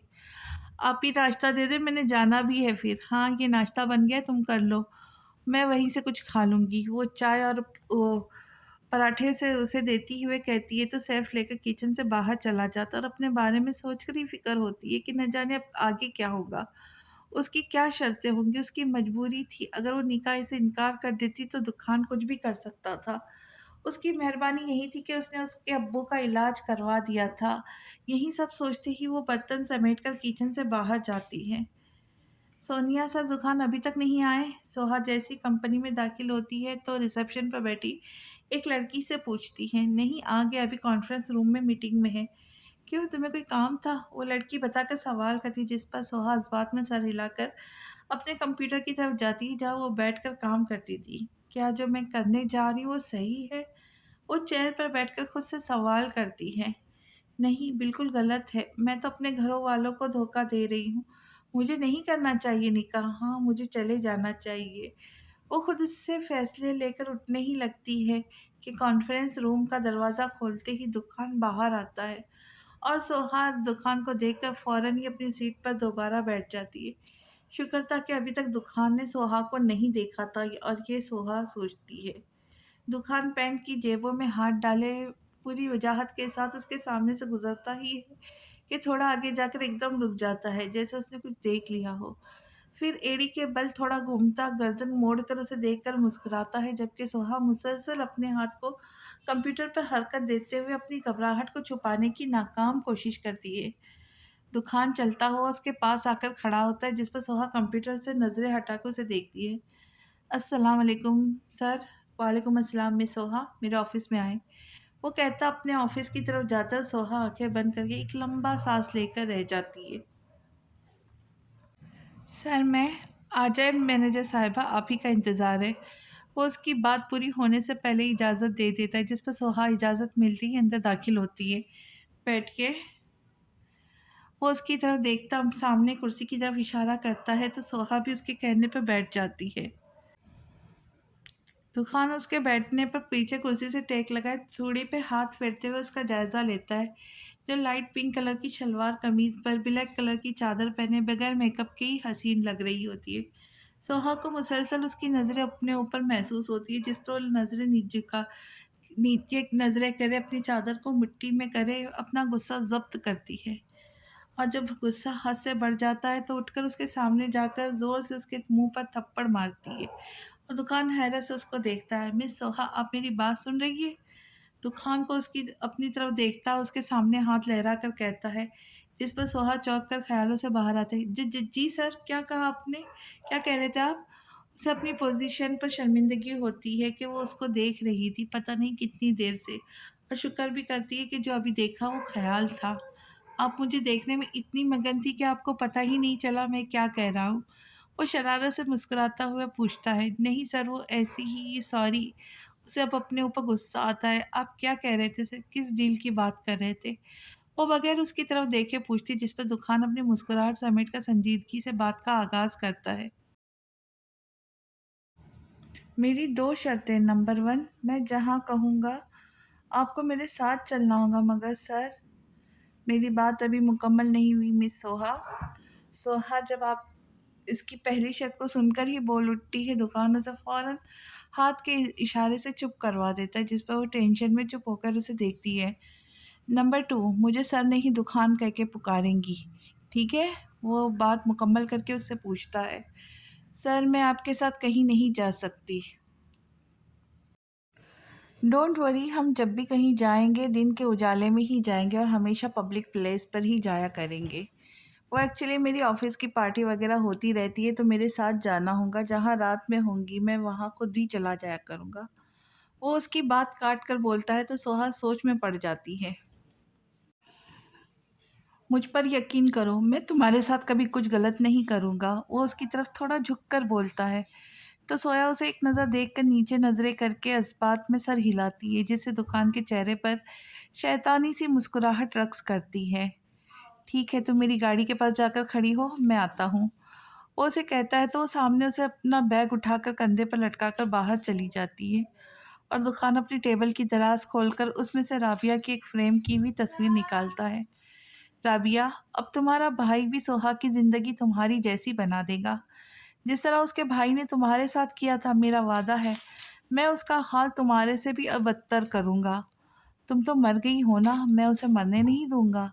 ये मेरा वादा है तुमसे भी और खुद से भी। वो दाँत पीस के कहता है। राबिया की तस्वीर को थोड़ी देर तक देखता है, दोबारा दराज में रखकर पीछे से अपना हैंग करा हुआ कोट उठाकर बाहर की तरफ जाता है। मुझे डर लग रहा है, अगर घर में किसी को पता चल गया तो? सोहा उसके साथ कोर्ट में दाखिल होते हुए अपना डर जाहिर करती है। किसी को पता नहीं चलेगा। तुम बिला वजह परेशान हो रही हो। तुम्हारे घर में कौन बताएगा, मैं या तुम? मैं तो नहीं बताऊंगा। बची तुम, तो क्या तुम बताओगी? वो चलता हुआ कहता है, एक नज़र उसकी तरफ देखता है जो चलती हुई परेशानी में अपनी उंगलियां मसल रही होती है। नहीं नहीं, मैं क्यों बताऊंगी? आप तो वैसे भी 6 महीने में मुझे छोड़ देंगे। छोड़ देंगे ना?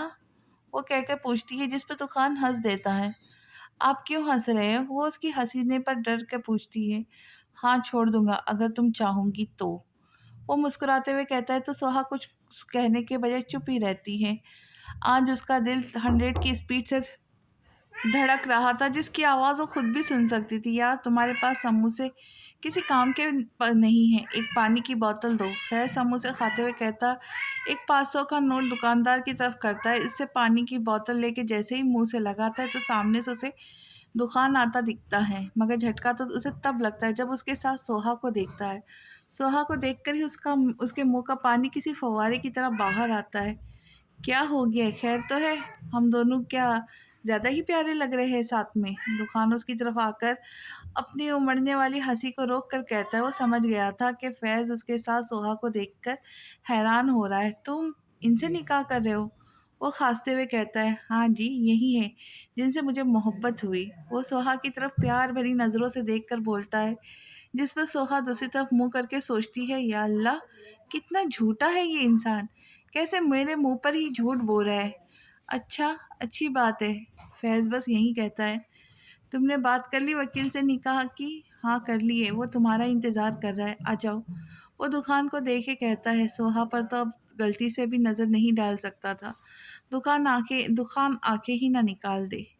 इधर साइन कर दे आप। वकील एक पेन और कागज़ जो यकीनन निकाह नामा था सोहा की तरफ करे कहता है, जो गुमसुम सी अपने हाथ को देख रही होती है, जो उसने अपनी गोद में रखा होता है। वकील सोहा को जवाब ना देता देख दुखान की तरफ देखता है, जिस पर दुखान उसकी नज़रों का मफ़हूम समझकर सोहा को मुखातिब करता है। सोहा, साइन करो। दुखान के कहने पर चौंक कर उसे देखती है। तुम ठीक हो सोहा? वो उसके चौंकने पर माथे पर बल डाले पूछता है, जिस पर जज़्बात में सर हिलाकर वकील से पेन और निकाहनामा पकड़ती है। इधर साइन करने हैं। वकील उसे दोबारा बताता है तो सोहा साइन करने ही लगती है कि उसके हाथ काँप जाते हैं। देखना, मेरी सोहा का जब निकाह होगा ना तो मैं खुद उसका निकाह पढ़ाऊँगा, और तुमने बिल्कुल नहीं रोना सोहा, वरना निकाहनामा पूरा भीग जाएगा। सोहा को रोहान की एक पुरानी बात याद आती है। बस अब जल्दी से सोहा का कोई अच्छा सा रिश्ता आ जाए, फिर मैं अपनी सोहा को दुल्हन बनता देखूंगी। उसके कान में कहीं से दूर से आसिया की आवाज़ गूंजती है, और उसके साथ ही गफ्फार और सैफ की भी। अभी जब आपका निकाह होगा ना तो मैं आपको रोने नहीं दूंगा। बस आप मुझे देखती रहना, मैं आपको बहुत हँसाऊँगा। वो भी क्या लम्हा होगा ना जब मेरा नाम मेरी बेटी के आगे से हट जाएगा और उसका हकदार ही तब्दील हो जाएगा। अब्बू, मैं कहीं नहीं जाऊँगी, ना ही आपका नाम अपने नाम से जुदा करूँगी, और आप सब भी अभी मेरे बारे में सोचना छोड़ दें। सोहा अपने आप को गफ़्फ़ार के गले लगते हुए देखती है और साथ ही उसके हाथ से पेन छूटकर नीचे गिर जाता है। दुखान जो उसी को देख रहा होता है, उसके पेन गिरने पर उसके गुस्से के मारे माथे पे बल आ जाते, और फैज़ और वकील ना समझी से कभी दुखान तो कभी सोहा को देखते हैं। सोहा, ये पेन पकड़ो। दुखान झुककर पेन उठाकर उसे सख्त लहजे में कहता पकड़ाता है, मैं नहीं कर सकती। वो उसकी तरफ भीगी आंखों से देखती हुई कहती है, जिस पर दुखान गुस्से से उसका बाजू पकड़ते उठाता बाहर की तरफ जाता है। क्या हुआ लड़की, राज़ी नहीं है क्या? वकील इन दोनों के जाने के बाद फैज़ से पूछता है, नहीं, नहीं, राज़ी है। वो दरअसल घरवालों से छुपकर निकाह कर रहे हैं ना, तभी थोड़ा डर रही होंगी। अभी दुकान गया है ना, उसे समझा लाएगा। फैज़ को यही लगा था, तभी उसने वकील को भी यही कहा। सर, मेरा हाथ दर्द कर रहा है, प्लीज़ मेरा हाथ छोड़ दे। सोहा अपने हाथ पर उसकी गिरफ्त मज़बूत देखकर दूसरे हाथ से अपना हाथ छुड़वाती हुई कहती है, मगर दुकान तो जैसे सुन ही नहीं रहा होता है। वो बस उसका हाथ पकड़े चला जा रहा होता है, मगर फिर एक ऐसी जगह लाकर उसका हाथ छोड़ता है, जहाँ लोग बस गिनती के होते हैं। अंदर क्या तमाशा कर रही थी तुम? अगर निकाह नहीं करना था तो पैसे क्यों लिए मुझसे, बोलो? वो गुस्से से दहाड़ता है, जिस पर सोहा मज़ीद रोने लग जाती है। मैं नहीं कर सकती निकाह, मुझसे साइन नहीं हो रहा है। काँप रही थी वहाँ, प्लीज़ मुझे छोड़ दे। उसके आगे हाथ जोड़कर मिन्नत करती है। ठीक है, जाओ, छोड़ दिया तुम्हें।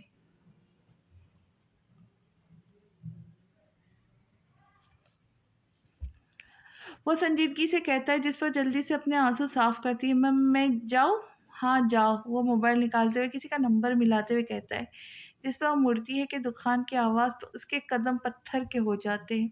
वो वैसी ही कैफ़ियत में मुड़कर उसे बेयकीनी से देखती है। मैंने तुम्हें कहा था ना, जब मेरी कॉल आए तो काम तमाम कर देना। जाओ, गफ़्फ़ार साहब की मुश्किल आसान कर दो। अरे नहीं, नहीं, तुम बस खाली इंजेक्शन लगा देना उससे। बंदा कुछ ही मिनट में ऊपर होता है। बेफ़िक्र हो जाओ, तुम्हारे ऊपर कोई इल्ज़ाम नहीं आएगा। वो जला देने वाली मुस्कुराहट के साथ सोहा को देखते हुए फ़ोन पर कहते हैं, और सोहा उसके अल्फ़ाज़ सुनकर जैसे गई थी वैसे ही उसके पास आती। नहीं खुदा का वास्ता ऐसा ना करे, अभी तो मेरे अब्बू ठीक हुए हैं। वो उसके सामने हाथ जोड़ कर कहती है, 1 मिनट सब्र करो अभी। हाँ, क्या बोल रही हो तुम? तुम्हारे अब्बू को कुछ नहीं करूँ? ठीक है फिर। मैं करूँगी निकाह, बस आप अब्बू को छोड़ दें। वो उसकी बात काट कर जल्दी से कहती है, तो दुकान पे मुस्कुराता हुआ फ़ोन पर मना कर देता है, रहने दो, अभी गफ़्फ़ार साहब ने जीना है। वो मुस्कुराता हुआ कहता कान से हटाकर सोहा को देखता है, जो रो रही थी। निकाह जब होना ही था तो इस सब ड्रामे का मतलब, और आइंदा के बाद मेरे सामने मत रोना, वरना मैं वो कुछ कर सकता हूँ जिसका तुम सोच भी नहीं सकती। वो उसके गाल से आंसू साफ करते हुए कहता है, जिस पर सोहा जल्दी से अपना दूसरा गाल भी साफ करती है। गुड, अब चले? और अब चुप होकर साइन कर देना, वरना नहीं मैं कर दूंगी। सोहा उसके साथ चलते हुए कहती है, जिस पर दुखान संजीदगी से चलता है। आखिर हर बार जीत उसी की हो रही थी। ये इधर भी कर दे साइन। वकील सोहा से आखिरी पेपर्स पे साइन करवाते हुए कहता है, जिस पर सोहा साइन कर देती है। अब आप भी कर दे इधर। वकील सोहा के बाद दुखान को पेपर और निकाहनामा देता है, जिस पर दुखान एक नज़र सोहा को देखकर पेन खोले साइन करता है। मुबारक हो, आप दोनों आज से एक पाक रिश्ते में बंध गए हैं। मुबारक हो बहुत बहुत दुश्मन। फैज़ दुखान से गले मिलते हुए कहता है। खैर मुबारक। दुखान फैज़ को मिलकर सोहा को देखता है, जो अभी तक कुर्सी पर बैठी अपने हाथों को देख रही होती है। मुबारक हो बेगम साहबा। वकील और फैज़ के आगे जाने पर दुखान सोहा की तरफ अपना हाथ बढ़ा के कहता है, जिसका मतलब था अब मेरा हाथ पकड़ के खड़ी हो जाए। सोहा पहले उसका हाथ और फिर उसे देखती है। दुखान जो मुस्कुरा रहा होता है, सोहा का चेहरा ऊपर करने पर उसकी सुर्ख आंखें देख कर उसकी मुस्कुराहट और गहरी हो जाती है। थाम लो हाथ, शौहर हूँ मैं तुम्हारा। दुकान के कहने पे सोहा होठ अपने दांतों से काटी उसके हाथ पर अपना हाथ रखती है, तो दुकान उसका हाथ पकड़े बाहर आता है। फैज़ अब तुम जाओ, अभी हम रेस्टोरेंट जाएंगे। दुकान बाहर आकर फैज़ से कहता है, जो खड़ा उन्हीं का इंतज़ार कर रहा होता है। ठीक है, मगर मुझे तुमसे एक बात करनी थी। वो सोहा की जगह उसके पाँव देखकर बोलता है, यानी सोहा की मौजूदगी में बात नहीं हो सकती। अच्छा सोहा, ये लो, ये की लो और गाड़ी में बैठो, मैं आता हूँ। वो सोहा को गाड़ी की चाबी देते हुए कहता है। तो सोहा चाय भी लेकर गाड़ी की तरफ जाती है। हाँ, अब बोलो क्या बात है? सोहा के जाने के बाद दुखान फैज़ की तरफ मुतवज्जा होता है। मुझे नहीं लगता सोहा राज़ी है तुमसे निकाह पर। इसकी तुम फ़िक्र मत करो, राज़ी है, और जैसे अभी तुमने उसकी जगह उसके पाँव को देखकर बात की थी, आइंदा भी ऐसे ही बात करना। दुखान आँखों पर काला चश्मा लगाते हुए कहता है, हाँ भई, मैं दोस्तों की बीवियों पर नज़र नहीं रखता, दुश्मनों की तो बिल्कुल भी नहीं। और अगर दुश्मन दुखान दुर्रानी हो, तो सवाल ही पैदा नहीं होता। वो उसकी बीवी को देख भी लूँ। वो अपने हाथ उठाकर कहता है, तो खान गुड बॉय बोलकर आगे की तरफ बढ़ जाता है। तुम अभी तक बैठी नहीं गाड़ी में? दुखान जब गाड़ी के पास आता है तो सोहा को वैसे ही खड़ा देखकर हैरानी से पूछता है, नहीं आपका इंतज़ार कर रही थी, ये ले आप खोल ले। वो गाड़ी की चाबी उसकी तरफ बढ़ाती है, जिसे दुखान मुस्कुराते हुए थामता है। ये बोलो ना तुम्हें खोलनी नहीं आई। वो उसकी साइड का दरवाज़ा खोलकर कहता है, जिस पर सोहा बगैर जवाब दिए गाड़ी में बैठी। वाकई में सोहा कब से खोलने की कोशिश कर रही थी, मगर वो खुल ही नहीं रही थी। ये शरारत भी दुखान की ही थी। उसने लॉक के साथ कुछ करा था ताकि सोहा से ना खुले। अस्सलाम वालेकुम। सोहा घर में आकर फ़ौरन सोफ़े पर गिरने के अंदाज़ में बैठती है। वालेकुम अस्सलाम, क्या हुआ, तबीयत ठीक है? आसिया उसे यूँ देखकर पूछती है, जी अम्मी ठीक हूँ, अब्बू कैसे हैं? ठीक है, कल तक डिस्चार्ज हो जाएँगे। वो जग से पानी निकाल कर उसे देते हुए कहती है, चलो शुक्र, मैं थोड़ा आराम कर लूँ, अम्मी थकन हो रही है। वो पानी का खाली ग्लास आसिया को देते हुए खड़ी होती है। हाँ, जाओ मेरी बच्ची आराम कर लो। आसिया उसे प्यार करती तो किचन में आ जाती है, और सोहा अपना बैग उठाकर अपने कमरे में आती है। कमरे में आकर वो सबसे पहले अपना बैग और चादर टाँगती है, फिर आईने के सामने खड़ी होकर बालों का जूड़ा बनाकर वॉशरूम जाती है। फ्रेश होकर जब आती है, तो उसके मोबाइल पर एक नोटिफ़िकेशन आती है। तो अपना मुँह तौलिए से साफ करके बेड पर आकर अपना मोबाइल उठाती है। जब मोबाइल देखती है तो दुकान के मैसेज आए होते हैं। वो व्हाट्सएप ओपन करती है तो घर पहुँच गई बेगम साहबा। सोहा मैसेज पढ़ के अजीब सा मुँह बनाती है, पहले मैनेजर साहब और अब बेगम साहब। पता नहीं मेरा नाम लेने पर कौन-सा उसे डंडे पड़ जाएँगे। सोहा मुँह ही मुँह में बड़बड़ाती है। अब लिख तो सकती नहीं थी, इसलिए खुद से ही कह देती है, जी पहुँच गई हूँ। वो मैसेज टाइप करके मोबाइल और डेटा ऑफ करती आराम से लेट जाती है।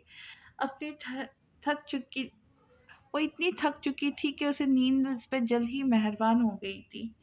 इलाही बख्श, मेरा खाना कहाँ है? दुखान डाइनिंग टेबल पर बैठा गुस्से से इलाही बख्श को आवाज़ लगाता है। साहब जी आपके सामने हैं। इलाही बख्श फ़ौरन उसे आता उसके सामने इशारा करता है जहाँ पालक की डिश रखी होती है। मुझे ये नहीं खाना, कुछ और लेकर आओ फ़ौरन। वो बेज़ारी से मुँह बनाकर कहता है, साहब जी आप मुझे बता दें मैं लेके आता हूँ, मुझे खाना ही नहीं है। मैंने कितनी बार कहा है, मुझसे पूछ कर बनाया करो जो बनाना हो, फिर आज क्यों नहीं पूछा? वो गुस्से से खड़े होकर सामने रखा जग उठाकर ज़मीन पर मारता है जिससे इलाही बख्श के साथ सब मुलाजिम काँप जाते हैं। माफ़ी साहब जी, आइंदा ध्यान रखूँगा। वो उसके सामने सर नीचे करे कहता है। तुम? दुखान ने उसे अभी और कुछ बोलना था कि उसके मोबाइल पर कॉल आ जाती जिसे देखकर वो इन्हें इलाही बख्श को भेजकर मोबाइल कान से लगाता है। जी बाबा। वो दोबारा कुर्सी पर बैठकर 2 उँगलियों से सर दबाते हुए बोलता है। कॉल क्यों नहीं उठा रहे थे? मैं बिज़ी था। आपको कोई काम था? बेपरवाह सा कहता है। ये तुम्हें हो क्या गया है? तुम क्यों पहले की तरह होते जा रहे हो? उनकी आवाज़ एकदम ही तेज़ हो जाती है। आप काम बताइए। दुखान को उनके गुस्से की कोई परवाह नहीं थी। हवेली कब आओगे? उन्हें पता था अब उसने कोई सीधा जवाब नहीं देना, तभी अगला सवाल पूछते हैं। राबिया की बरसी पर। राबिया की 1 हफ्ते बाद बरसी थी, तभी उसने ऐसा कहा था। वो नहीं होंगी, वैसे कब आओगे? वो भी गुस्से से कहते हैं, कभी नहीं। वो कहते के साथ ही कॉल काट देता है और गुस्से से मोबाइल उठाता घर से बाहर जाता है। साहब जी का गुस्सा तो और बढ़ता जा रहा है, पहले से भी ज़्यादा। इलाही बख्श एक मुलाजिम से कहता है, अल्लाह खैर करे अब। वो बेचारी अभी क्या कहता अब। सोहा तुम यहाँ क्या कर रही हो अकेली? रोहान सोहा को यूं छत पर अकेला खड़ा देखकर कहता है, जो दूर कहीं खला में न जाने क्या घूर रही थी। सोहा क्या हुआ, कोई टेंशन है? सोहा की तरफ से कोई जवाब ना पाकर रोहान उसके करीब आकर कहता है, जिस पर सोहा उसकी तरफ चौंक कर देखती है। नहीं भाई कोई टेंशन नहीं है, बस दिल घबरा रहा था तो सोचा यहाँ खुली फिजा में आ जाऊँ। वो मुस्कुराते हुए उसे कहती हैं, आज दुखान और सोहा के निकाह को 15 दिन गुजर चुके थे। इन 15 दिनों में वो उसके सामने जाने से परहेज भी कर रही थी, न जाने क्यों। अच्छा तो मुझे भी बता देती, मैं भी यहाँ आ जाता। अब आ गए हैं ना? हाँ। सोहा मैं तुमसे ये भी कहने वाला था कि तुम जॉब छोड़ दो। मैं आज दुकान की सेटिंग वगैरह करके आया हूँ, अब कल से मैं दुकान पर जाया करूँगा। रोहान कहता है और सोहा फ़ौरन घबरा जाती है। नहीं भाई मैं जॉब नहीं छोड़ सकती। क्यों? तुम जॉब क्यों नहीं छोड़ सकती? रोहान उसकी बात से माथे पर बल पड़ डालते हुए पूछता है तो सोहा थोड़ा संभल के बात करती है।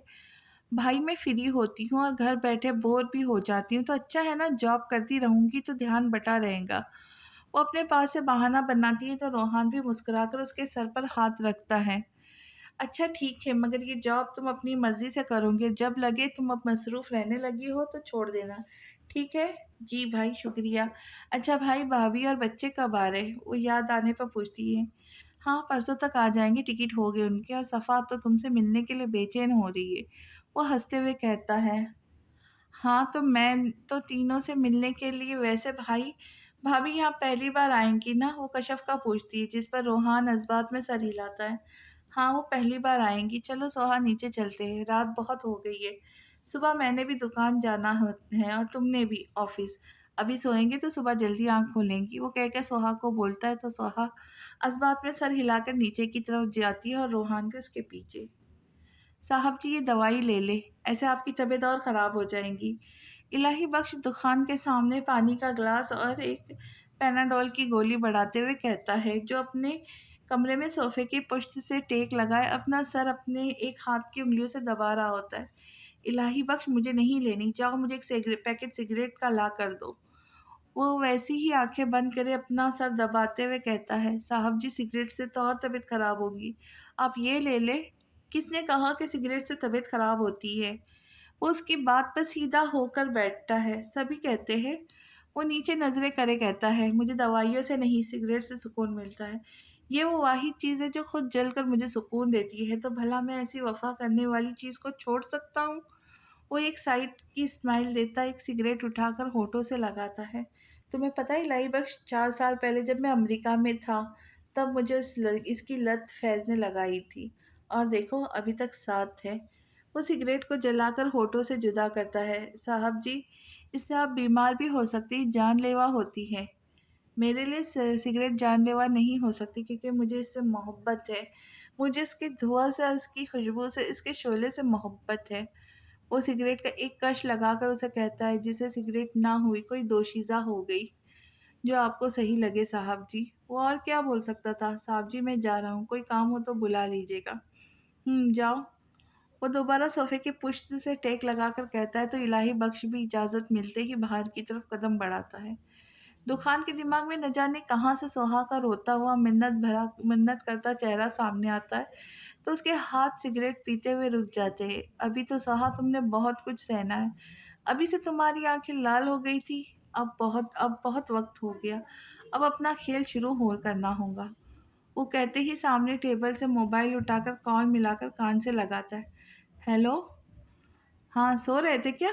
दुखान फैज़ की नींद में आवाज़ सुनकर बोलता है, नहीं, बंगड़े डाल रहा था। वो उसके सवाल पर चिढ़कर बोलता है, इस वक़्त रात के 12 बज रहे, भाभी ने क्या सर पर डंडा मारा था जो ऐसी हरकत कर रहे हो? दुखान घड़ी की तरफ देखकर बोलता है, जब पता है रात के 12 बज रहे तो बंदा सो ही रहा होगा ना? अच्छा, मैं समझा तुम किसी क्लब वग़ैरह में होंगे तभी पूछ लिया। अभी आहिस्ता बोल, साथ में ही सो रही है इला।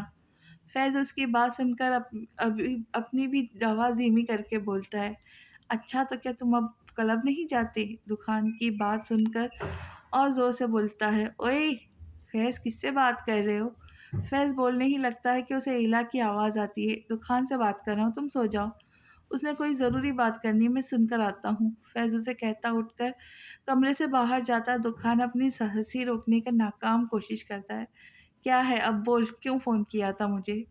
फैज़ लॉन में आकर उसे गुस्से से कहता है, जिस पर दुकान हँस देता है। हँस क्यों रहा है? तेरे सामने क्या बंदर नाच है रहे? नहीं, बंदर से तो मैं बात कर रहा हूँ। क्या काम था जो मुझे कॉल की इस वक़्त? फैज़ उससे और बेइज़्ज़त होता देख बात बदलता है। हाँ, अच्छा याद दिलाया तुम। कल अपने घर पार्टी रख लो। वो अपनी हँसी को कंट्रोल करके कहता है, किस खुशी में? रख लो, पैसे मैं दे दूँगा। बस अपनी बीवी को कहीं लेकर जाना चाहता हूँ। अच्छा ठीक है, पैसों की ज़रूरत नहीं। मेरी तरफ से तुम दोनों के लिए पार्टी हो जाएँगी। फैज़ इसका मतलब समझकर कहता है, चलो ठीक है, अब तुम जाकर सो जाओ, फिर सुबह तैयारी भी करनी है। तो खान कहकर फ़ोन रखने ही लगता है कि फैज़ बोल उठता है, तुम मेरे दुश्मन हो फिर भी हर काम मुझसे लेते हो। वो मुस्कुराते हुए कहता है, हाँ बस कभी-कभी दोस्त की जगह दुश्मन से मदद लेनी पड़ती है, ताकि वो हमारे काम में इतना मसरूफ़ हो जाए कि इसे हमारे खिलाफ साजिश के लिए वक़्त ही ना मिले। वो मुस्कुराता हुआ कॉल काट देता है। तू ही तो एक दुश्मन है जो दोस्त से ज़्यादा अज़ीज़ है।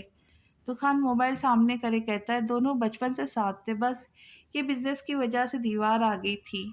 तो दुखान ने उसका नाम दुश्मन रख दिया, जबकि था वो अब भी उसका दोस्त। और वहाँ फैज़, कुछ भी कर ले तुझे ज़रूरत इसी दुश्मन की पड़ेगी। वो मुस्कुराता हुआ कहकर अपने की कमरे की तरफ बढ़ता है। सर, आपने बुलाया? सोहा दुकान के ऑफ़िस में आकर उसके सामने खड़ी होकर पूछती है। हाँ, मैंने बुलाया था, आओ बैठो। वो अपनी फ़ाइल बंद करके उससे कहता है, नहीं आप ऐसे ही कह दें, मुझे काम भी था। उसका न जाने क्यों उसके सामने खड़ा होना मुश्किल हो रहा था। पहले तो नहीं होता था मगर अब उसे देखकर ही दिल की धड़कन तेज़ हो जाती थी।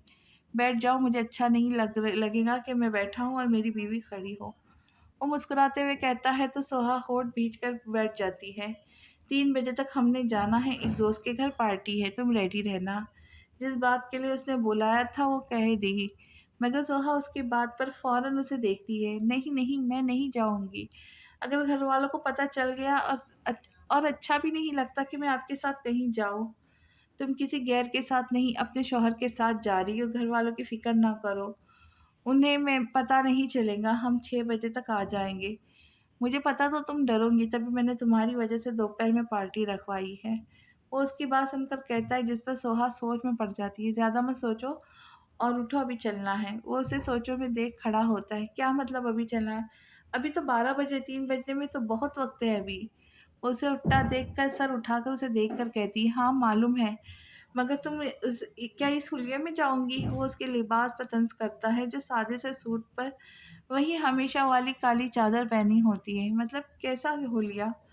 वो खान के कहने पर अपने कपड़ों को देखती जिस पर दुखान मुस्कुराकर उसके पास आता है।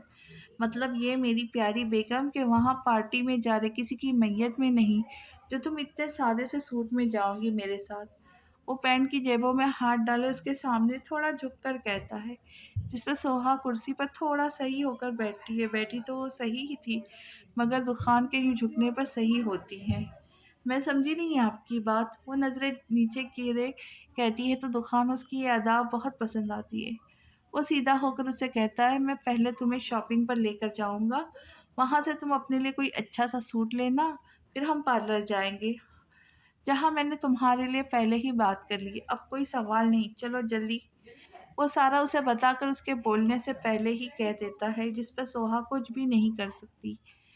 मरती क्या ना करती, मजबूरन जाना पड़ा उसे उसके साथ।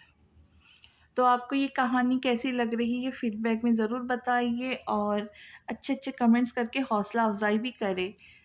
तमाम दोस्तों से गुज़ारिश है कि चैनल को सब्सक्राइब करें, लाइक करें और कहानी बहुत ज़्यादा अच्छी लगी हो तो शेयर भी करें। तो मिलते हैं अगली किस्त के साथ, तब तक के लिए अल्लाह हाफ़िज़।